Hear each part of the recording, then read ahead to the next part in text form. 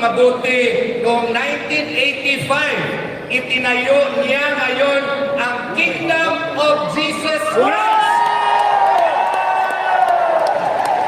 Mula sa 15 lamang na miyembro, tingnan niyo po kung gaano na kadami ngayon ang Kingdom of Jesus Christ. Present po ito sa buong mundo at ngayon po ay isa sa pinaka-respetado na religious organization sa buong mundo po. Galing po ito sa kahirapan, but right now it is one of the most improved religious organization in the country and in the world today. Na eskwelahan dito sa ating mahal na bansa. Kaya nga kami, we are trying our best now to raise money. Bakit po? Kasi ang JMC College Law School po, naging qualifier, isa po sa 6 na colleges and universities na nag-champion sa Asia Pacific at ipadala po kami sa Oxford University sa England. Bakit po nangyari yan? Nangyari yan dahil sa inspirasyon na binigay ni Pastor Apollo Sikibuloy sa amin. Ang problema lamang namin, kasi lahat po ng mga back deposits po ng mga korporasyon ni Pastor at saka pati na nga po sa akin ay freeze po, sinara po. Ganyan po ang aming situation ngayon. Pero alam namin na kaya namin yan sa panalangin namin. Siya po ang nagsayo ng napakasikat na ngayon na SMNI, di ba po?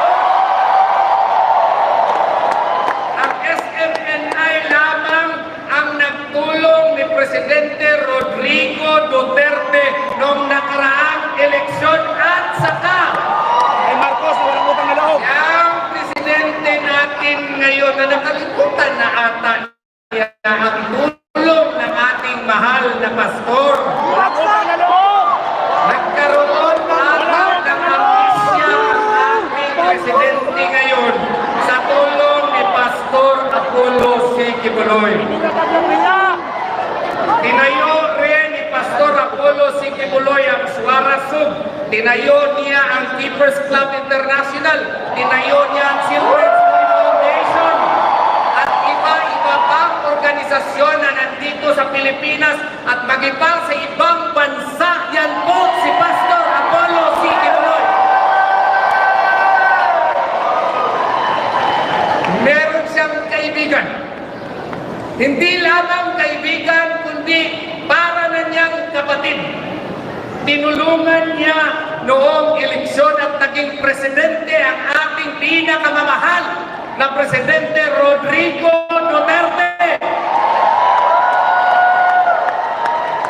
Dahil po sa kanyang suporta ng ating pinakamamahal na Presidente Rodrigo Duterte at sa kanyang anak, ang ating Vice Presidente Sara Zimmerman Duterte. Alam na po ninyo kung anong nangyari sa KOJC at sa kay Pastor Apollo Sikibuloy. Ginawa siyang poster boy ng political harassment of the present administration. Binuhay ang patay na ng kaso at ngayon siya po ay nakakulong at nagkasakit pa, pero sa awa ni Allah Subhanahu wa Ta'ala, ngayon po ay recovering na si Pastor.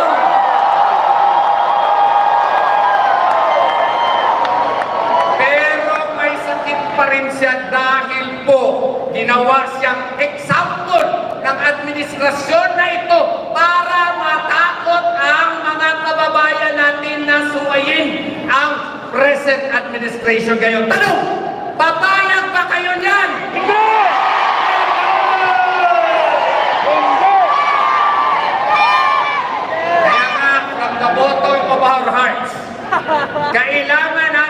bigyan ng nakakapinging suporta